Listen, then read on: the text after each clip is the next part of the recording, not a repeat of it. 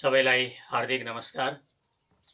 यो पुस्तकभित्र के छ नामक श्रृङ्खलाको आज 9औं श्रृङ्खलामा कृष्णशरण उपाध्यायको मेरी धरती नामक कविता सङ्ग्रह लिएर यहाँहरू समक्ष उपस्थित भएको छु।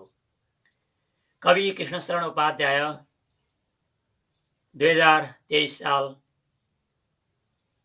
कार्तिक 13 गते कोजाग्रत पूर्णिमाको दिन पर्वतको बेहादीमा जन्मिएर हाल देवघाटमा बसोबास गर्दै आउनुभएको छ र उहाँले धेरै लामो समयसम्म शिक्षण पेसामा आफूलाई आबद्ध गराउँदै आउनुभएको छ र हाल बन्दीपुर स्थित तनहुँको बन्दीपुरमा रहेको नोट्रेडम स्कुलमा नेपाली विषय प्राध्यापन गर्दै आउनुभएको छ।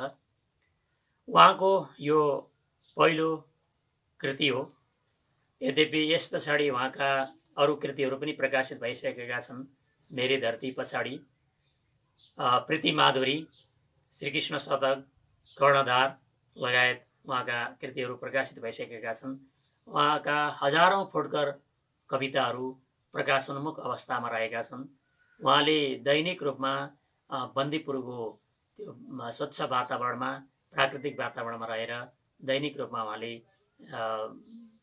4-5वटा कविताहरू लेख्ने गर्नुहुन्छ। उहाँको कला र गला पनि सुमधुर छ। र उहाँको यो मेरी धरती नामक कविता सङ्ग्रह त्रिवेणी साहित्य परिषद नवलपरासीले 2072 सालमा प्रकाशनमा ल्याएको हो र यसमा प्रकाशकीय प्राध्यापक डाक्टर नारायण प्रसाद खनालले प्रकाशकीय उल्लेख गर्नुभएको छ भने गोविन्दराज विनोदीले कविता जस्तै कवि कृष्णशरण उपाध्याय शीर्षकमा भूमिका लेख्नु भएको छ भने मेरो भन्नु शीर्षकमा कवि कृष्णशरण उपाध्यायको मन्तव्य रहेको छ। र यो पुस्तक जम्मा जम्मी 153 पेजमा यो विस्तारित छ र यसमा विशेष गरेर छन्दोबद्ध कविता, शास्त्रीय छन्दमा आबद्ध भएका कविताहरू सङ्ग्रहित छन् र पहिलो कविता हे जननी नेपाल प्रिय छ भने अन्तिम कविता भूकम्प छ। 2072 को भूकम्प थियो। भूकम्पलाई नै सन्दर्भ बनाएर पनि त्यो कविता लेख्नु भएको हो र यसमा उहाँले 57औं जुन मेरी धरती कविता थियो त्यही कवितालाई शीर्ष चाहिँ कविता मानेर यहाँ यो कविता सङ्ग्रहको नामाकरण गर्नुभएको छ। यसमा अत्यन्त महत्त्वपूर्ण र सबैलाई जागरुक बनाउने खालका कविताहरू यसमा समावेश गरिएका छन्। केही कविताका पङ्क्तिहरू म यहाँ पाठकहरूको लागि एउटा जिज्ञासा जागृत गराउन र यस्तै कविता रच्ने प्रेरणा प्राप्तिको लागि र देशको समसामयिक अवस्थाको चित्रणको लागि पनि यी पङ्क्तिहरू निश्चय नै प्रेरणादायी हुनेछन् भन्ने मैले अपेक्षा राखेको छु।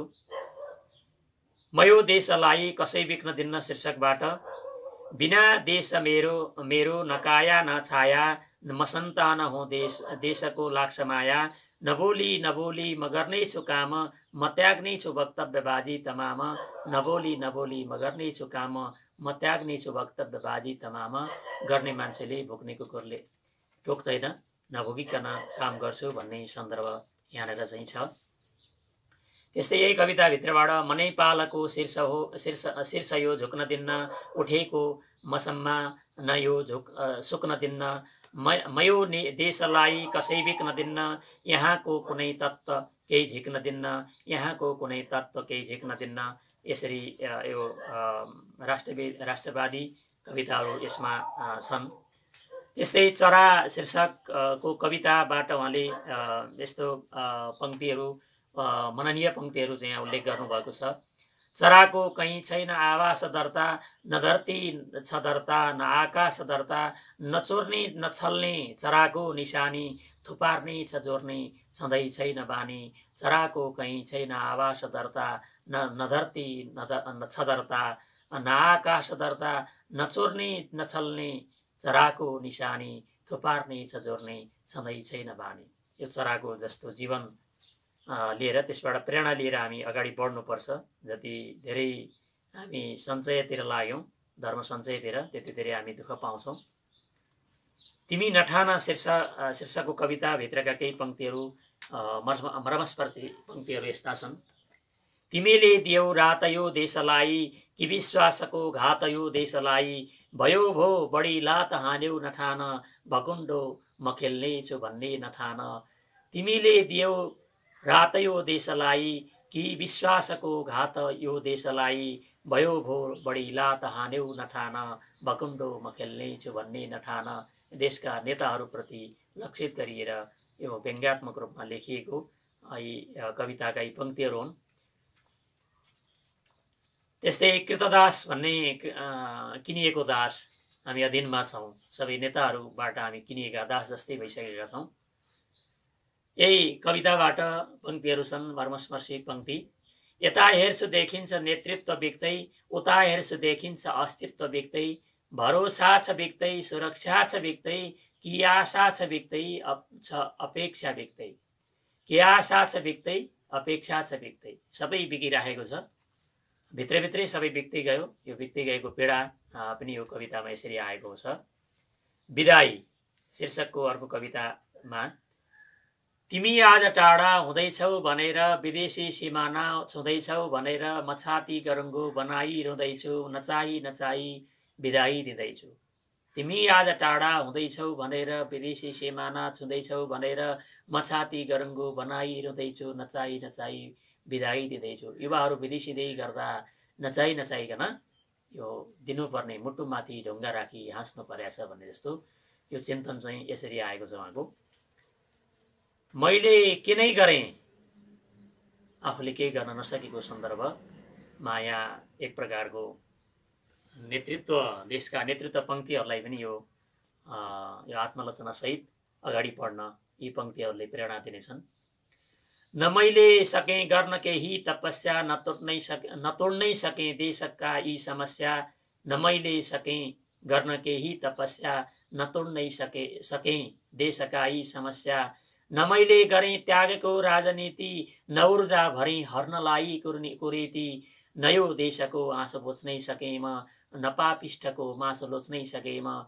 निकै बोल्न जाने, निकै छल्न जाने, निकै बोल्न जाने, निकै छल्न जाने, जहाँ मिल्छ मौका त्यहाँ ढल्नै जाने, जहाँ मिल्छ मौका त्यहाँ ढल्न जाने। अरूले नमानुन् कि मानुन् मलाई, अरूले नमानुन् कि मानुन् मलाई, मपाइत्वको रङ्ग यो बोल्न जाने, मपाइत्वको रङ्ग यो बोल्न जाने। निकै बोल्न जाने, निकै छल्न जाने, जहाँ मिल्छ मौका त्यहाँ ढल्न जाने। अरूले नमानुन् कि मानुन् मलाई, मपाइत्वको रङ्ग यो बोल्न जाने। यो सबै मपाइत्वको संसार यसरी फैलिँदैछ, यो विकृति, यसप्रति यो व्यङ्ग्य हो। म के गर्दैछु शीर्षकको अर्को कविताभित्रका यी पङ्क्तिहरू। युवा रक्त हुँ देशको आँटिलोमा, युवा भक्त हुँ देशको आँतिलोमा, त्यसैले नयाँ जोस भर्नै छ मैले, सदा काल सत्कर्म गर्नै छ मैले, त्यसैले नयाँ जोस भर्नै छ मैले, सदा काल सत्कर्म गर्नै छ मैले। पलायन हुनु हुँदैन, जस्तोसुकै परिस्थितिमा नि अगाडि बढ्नुपर्छ भन्ने सन्दर्भको यी प्रेरणामूलक पङ्क्तिहरू हुन्। म नबाचे पनि हुन्छ, यस्तो मान्छे नबाचे पनि हुन्छ भन्ने सन्दर्भलाई आफूलाई आत्मलोचना गर्दै, शरीरमा जोस र जङ्ग छैन, विवेकमा होस उमङ्ग छैन, ममा कुनै प्रेरक अंश छैन, मैले नबाचे पनि हुन्छ होइन। न कर्ममा सुन्दर चाहना छ, न धर्ममा भक्ति र भावना छ, बाँचे शरीरको व्यवहार छैन, मैले नबाचे पनि हुन्छ होइन। न कर्ममा सुन्दर चाहना छ, न धर्ममा भक्ति र भावना छ, बाँचे शरीरको व्यवहार छैन, मैले नबाचे पनि हुन्छ होइन।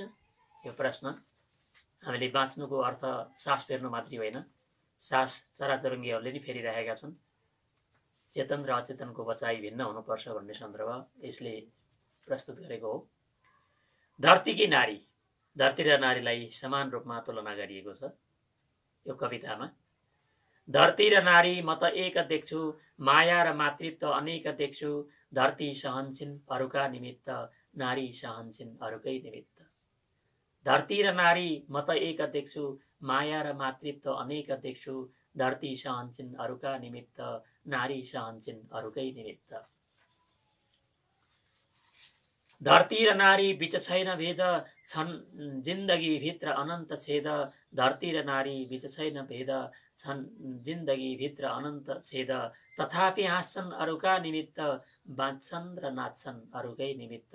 बाँच्छन् र नाच्छन् अरूकै निमित्त। नारी र धरतीलाई एउटै तुलना गरेर यसमा कविले सुन्दर प्रस्तुति दिनुभएको छ। धनको मृगतृष्णा। हामी धनको चाहनाले गाउँबाट सहर, सहरबाट राजधानी, राजधानीबाट विदेश, विदेशबाट पनि अझ उत्कृष्ट देशहरूतिर हामी जाँदै मृगतृष्णामा हामी भौतारिँदै जिन्दगी हाम्रो सिद्धिन्छ। धनको मृगतृष्णा शीर्षकको कविताबाट। ममा तीव्र सम्पत्तिको भोक जाग्यो, कमाएर छोड्ने महारोग लाग्यो। ममा तीव्र सम्पत्तिको भोक जाग्यो, कमाएर छोड्ने महारोग लाग्यो। यसै निम्ति आकाश पाताल छाने, म आमा बुबाका कुनै बात माने। अहोरात्र लाखौं करोडौं कमाए, अहंकारले बेसरी तमतमाए। यसै निम्ति आकाश पाताल छाने, न आमा बुबाका कुनै बात माने। अहोरात्र लाखौं करोडौं कमाए, अहंकारले बेसरी तमतमाए। न पत्नी न सन्तानका बीच खेले, न पत्नी न सन्तानका बीच खेले। न आफन्तका दर्द आघात झेले, न आफन्तका दर्द आघात झेले। कुनै काल खाली नभन्नै सकेमा, कुनै काल खाली नभन्नै सकेमा। म गर्नेछु सेवा नभन्नै सकेमा, म गर्नेछु सेवा नभन्नै सकेमा। यो धनको मृगतृष्णाबाट मान्छे कति दुखी हुँदो रहेछ भन्ने सन्दर्भ यसबाट अभिव्यक्ति भएको छ। अठोट एउटा संकल्प यसरी गर्नुभएको छ। म यो देश छोडी कतै उड्नु छैन, म यो देश छोडी कतै उड्नु छैन। अरू चम्किला देशमा गुड्नु छैन। छरेदेखि के हुन्न यो देशभित्र, गरेदेखि के हुन्न यो देशभित्र। म यो देश छोडी कतै उड्नु छैन, अरू चम्किला देशमा गुड्नु छैन। छरेदेखि के हुन्न यो देशभित्र, गरेदेखि के हुन्न यो देशभित्र।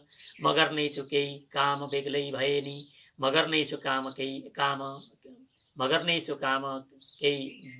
बेग्लै भए नि। उचाल्नेछु यो देश एक्लै भए नि, उचाल्नेछु यो देश एक्लै भए नि। मसङ्लो बने देश यो सङ्ग्लिन्छ, मसङ्लो बने देश यो सङ्ग्लिन्छ। म अग्लो बने देश यो अग्लिन्छ, म अग्लो बने देश यो अग्लिन्छ। यो अठोट शीर्षकको कविताबाट यी पंक्तिहरू थिए। यस्तै अर्को कविता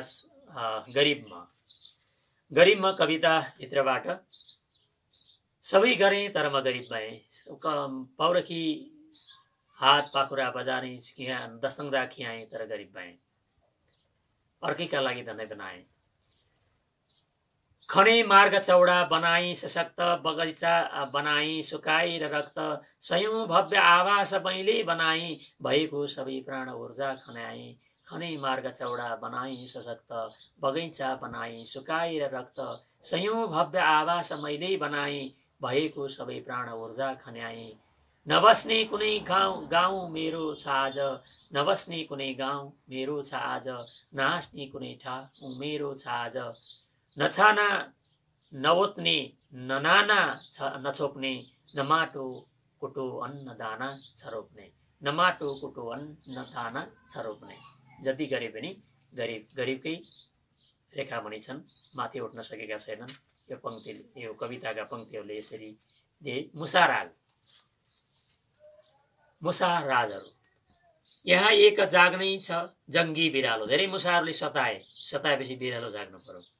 यहाँ एक जाग्नै छ जङ्गी बिरालो, मुसाको समात्नै छ घाँटी कठालो।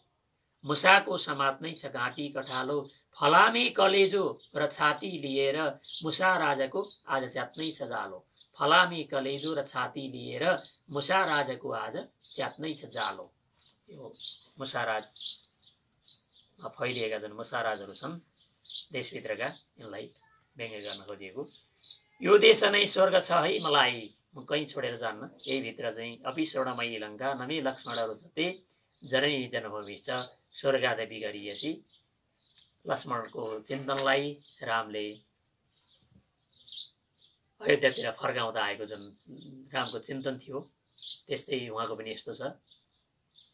विदेश हो वैभवको बजार आकाश चुम्ने घर छन् हजार। विदेश हो वैभवको बजार आकाश चुम्ने घर छन् हजार। जस्तो र जे होस् म त जान्न भाइ यो देश नै स्वर्ग छ है मलाई।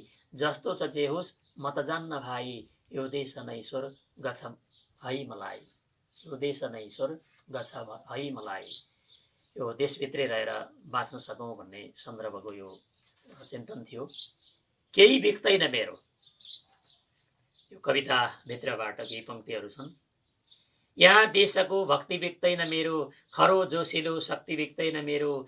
यहाँ खेल्दछन् राजनेता कबड्डी, महान काव्यको पङ्क्ति बिक्दैन मेरो। यो कविताका पङ्क्तिहरू, कविले भनेका सन्देशहरू कसैले सुन्दैन। नशामा छ उन्मत्त यो राज्य सत्ता, नशामा छ उन्मत्त यो राज्य सत्ता। खसेको नपत्ता छ लत्ता छ कच्चा। लिलामी हुँदैछन् युवा हात पाउ, बढेको छ झन् देशको दर्द घाउ। नशामा छ उन्मत्त यो राजसत्ता, खसेको नपत्ता छ लत्ता र कच्चा। लिलामी हुँदैछन् युवा हात पाउ, बढेको छ झन् देशको दर्द घाउ। देशको घाउ दर्द बढिरहेको छ, यसमा मलम लगाउने प्रयत्न यस्तै कविहरूले गर्नुपर्छ, गरिरहनुहुन्छ। उहाँको लेखनी अझै निरन्तरता पूर्वक अगाडि बढिरहोस्। उहाँको लेखनीको लागि हार्दिक शुभकामना सहित धन्यवाद।